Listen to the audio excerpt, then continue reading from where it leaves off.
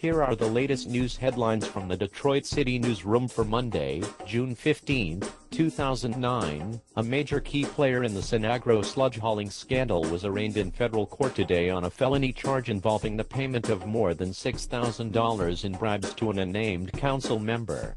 Rayford W. Jackson pleaded guilty to a charge of conspiracy to commit bribery for buying a city council member's vote in favor of a $1.2 billion waste disposal contract for Sinagro Technologies. Jackson, who was the local partner in the $1.2 billion sewage sludge contract approved by the Detroit City Council in 2007, could face up to 5 years in prison under a plea agreement in court. A court document unsealed today describes 4 bribe payments Jackson gave to the unnamed council member, described as Council Member A, by using a courier. The last 2 were for $3,000 each, and the amount of the first 2 is not described. He is the 5th person to plead guilty in Sinagro contact, which was cancelled by the city council area this year. In major sports news, former Pistons star Bill Laimbeer resigned as the head coach and general manager of the defending WNBA champion Detroit Shock this afternoon. Following a successful 6.5-year run, in that time he led the women basketball team to 3 WNBA championships in 2003, 2006 and 2008, leaving the team to become an NBA head coach. Shock president Tom Wilson said in a statement, "It's disappointing that Bill has decided to step down as head coach and general manager of the Detroit Shock. But at the same time, Bill led the Shock to 3 WNBA championships and a league record 27 postseason victories during his 7-year tenure. We thank him for his guidance and dedication to the franchise and our organization."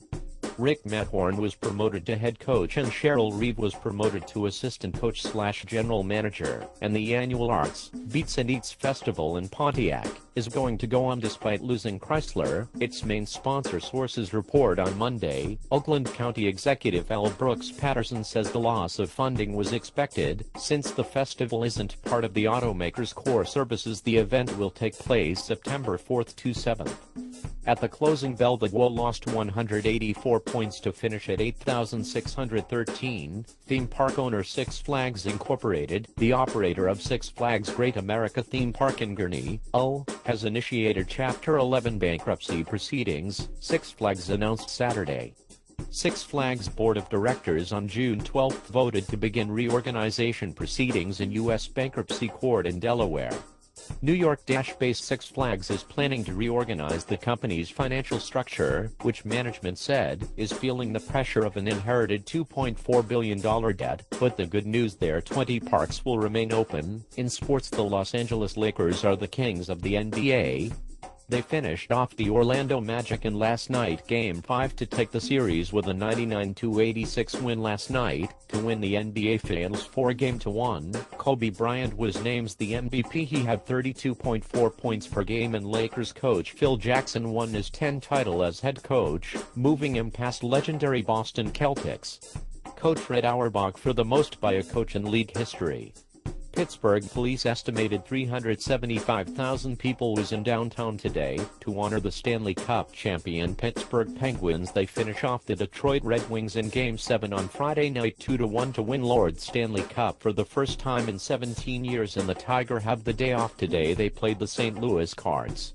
Tomorrow night, Justin Verlander will look for his 8th win of the season versus Adam Wainwright. In music news, Jack White played at the Stick on Friday night with his new band The Dead Weather. It was the first time he have played the Stick since 2002. The band is made up of Jack White of the White Stripes, Alison Mosshard of The Kills, guitarist Dean Furtado of Queens of the Stone Age, and bassist Jack Lawrence of the Raconteurs. They will be releasing their debut album Whorehound on July 14th. They will return to Detroit on July 24th at the Fillmore. Detroit, Motor City weather for the Tri-County area tonight: a few passing clouds, winds coming from the northeast, low in the mid-50s. Tomorrow, sunshine and clouds, mixed winds from the east, high around 78, and tomorrow night cloudy skies with a few showers later at night, low around 63. Chance of rain 30%, and that the news for right now. This is Steve Homer. Until tomorrow, good afternoon to you.